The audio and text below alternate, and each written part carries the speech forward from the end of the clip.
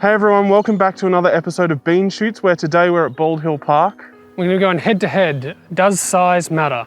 So today I'll be shooting on Willy's MamMamiya RB67 and shooting on some Ektar 100. And I'm going to be shooting on a Nutron QT110 and shooting Lomography Lobster Redscale film. So let's load these up and get into it. I think that's Gorgeous. alright. Yeah.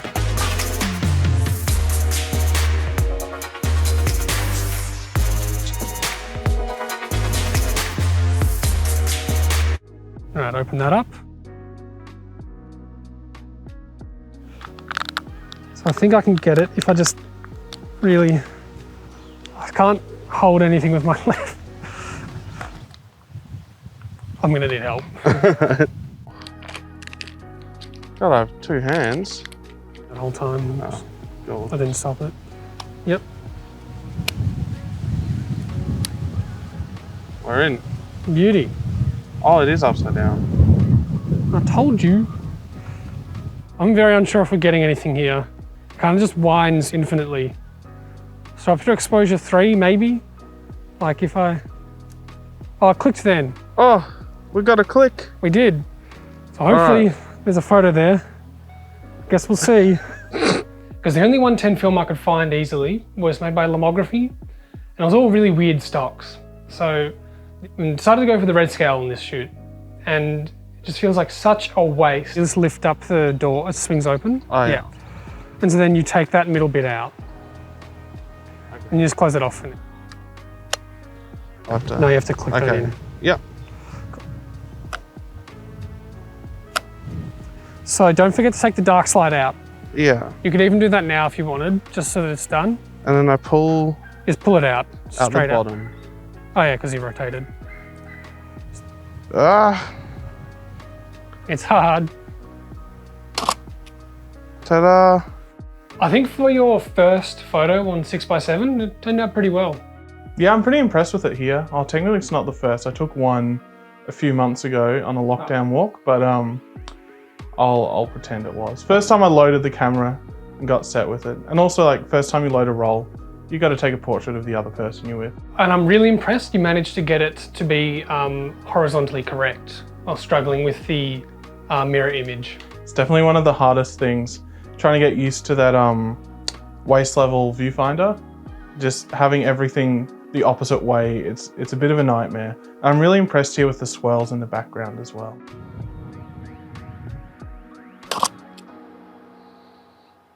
Cool. Oh, I left the fucking slide in. I've cocked the mirror again. Yeah. Cool. So you should have a photo now. It's a tree. Yep. I mean, it's a nice park, but this photo isn't that exciting in a way. It's just a couple trees. Yeah, I think something that I really look for when I go out and take photos is light. And on this day, it wasn't particularly beautiful. The sun wasn't really out, it was overcast. So I was just sort of playing around more with framing. Bargain.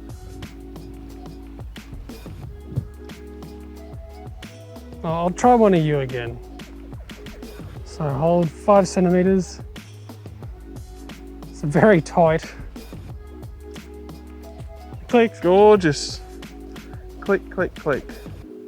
Maybe because we're in the shade, it would have been better with 400 speed film, but even then, I wouldn't be very hopeful. Well, one day if you're feeling rich, then maybe we can try out another stock. Now let's try to get a little landscape here. It's such a tight frame. If this little viewfinder is to be believed.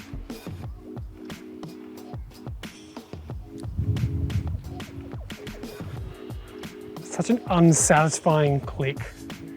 This one doesn't do a whole lot for me. I think like just the focal length, it's a 25mm lens in there, but the crop factor from 110 makes it the equivalent field of view of a 50. Yeah, I think like here there's nothing amazing going on just with the framing. You know, you're chopping off the tips of the trees, you're getting a lot of ground, and you either need a wider lens or to have different framing, which is almost impossible with a viewfinder like that. The camera's fault, not mine. It's always the camera. Dark side out, yep, Yeah. you've learned. Ah, gorgeous.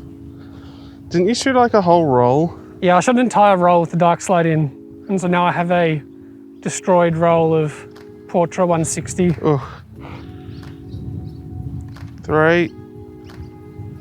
Oh. I hate this. The eye level prism does solve that as well. Mm. All right. Ta-da. Done. Ah, now that's a good photo. Oh. Just me on the bench. There is a better bench one coming up though. Stay tuned.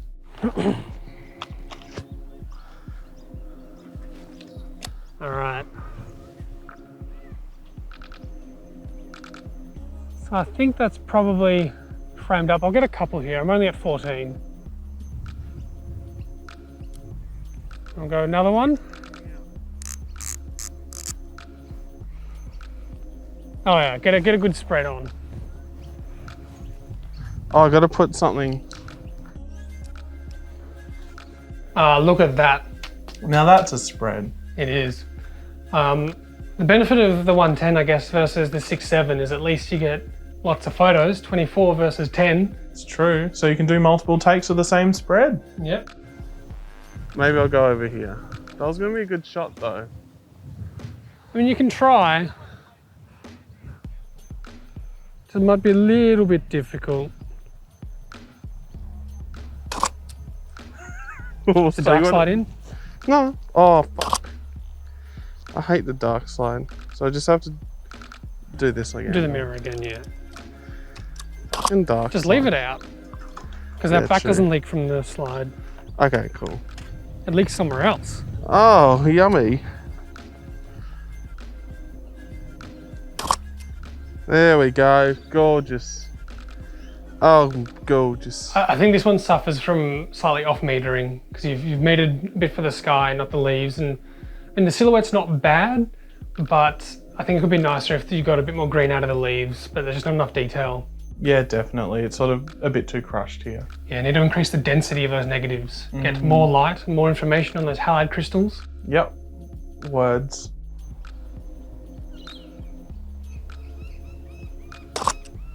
Gorgeous.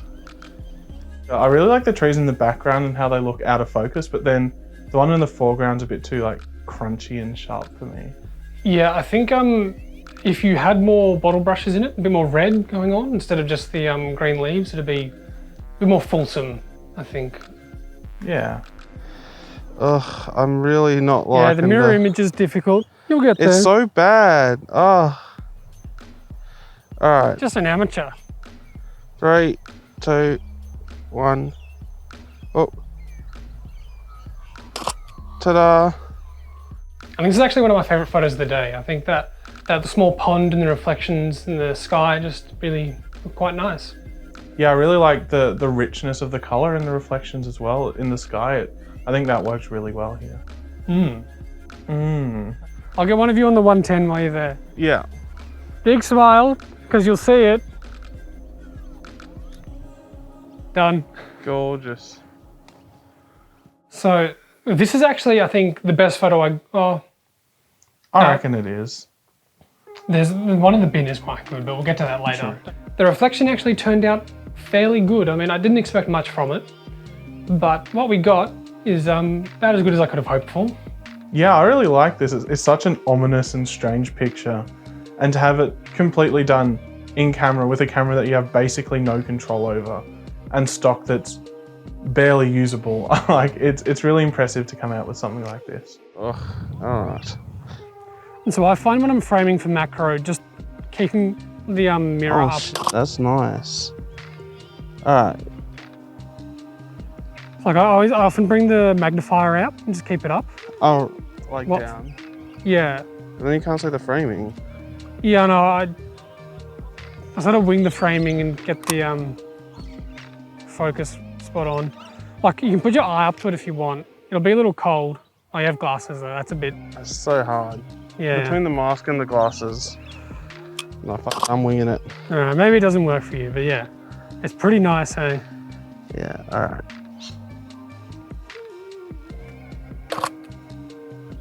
gorgeous. Oh, gorgeous. Oh, the macro is so good. Macro just always is good. Yeah, on macro on medium format, 6x7. Oh, it's just something else. Especially with the RB, you have the bellows, so you extend it all the way and you can get very, very good macro performance without getting any sort of extension tubes going. Yeah, and I think for like the first macro photo I've taken on 6x7, I'm really, really happy with how it turned out. I think it's such a shallow depth of field that I'm glad that I managed to get it in focus. Yeah, that's always a bit of a worry. Absolutely gorgeous. All right, surely the blue sky. Because the blue sky would look nice on anything but fucking Lobster Redscale. Maybe some flowers. Let's try that. All right, we're advanced. All right, I don't think any bees are gonna. Oh, there's a bee here. Let's see if you can spot a bee on 110. All right, I got him, hopefully. This is about as good as I could do for macro. Framing up on that little square bracket, it's very difficult. There were bees there and I had a bee in my sights, but tell me where the bee is. What do I want to spend my last 2 shots on? Surely the bin. It can represent how trash 110 probably is. All right. I think that's an okay frame. This photo really represents the film stock. I think my feelings on the day on how it was going to turn out were correct. It's trash. But in saying that, it is one of the best pictures you got on the roll. In terms of all the grime and the detail, like it really brought that out. And I think that it looks grotty and grubby, but it is one of the better pictures. Yeah, it's surprisingly crisp actually. And we're done. Oh. And then advance to the X. Yeah. So after all these pictures, all this shooting experience, does size matter, Willy? Yes, it matters a hell of a lot. Comparing the 110 versus medium format's a bit unfair, but at least the 110 is cheaper. It's about $1.60 per photo, whereas the medium format was about $3 a photo because it's only 10 photos on the roll. But then if you compare that to a 36 exposure portrait on 35, you're looking at about 85 cents a photo, which is a hell of a lot better than 110 because you're not only getting portrait tones, but you're also just getting 35mm and normal colors. Like it's just a much, much better deal. And not that I'd usually throw portrait in a point and shoot because I don't know, it feels a bit rich. But when you do, like it's still way cheaper than both of these options. And when you look at it that way, it's really a no-brainer. And that brings us to the end of this week's episode of Bean Shoots. If you like what you saw, feel free to subscribe to our YouTube channel. And you can follow us on Instagram, TikTok, and Facebook at beanshoots.film. Next week, we'll have Stevie joining us as a special guest. We'll be heading to the park. There's trams. Ding ding. There's Mr. Whippy, there's ice cream. Anything could happen. So we'll see you there.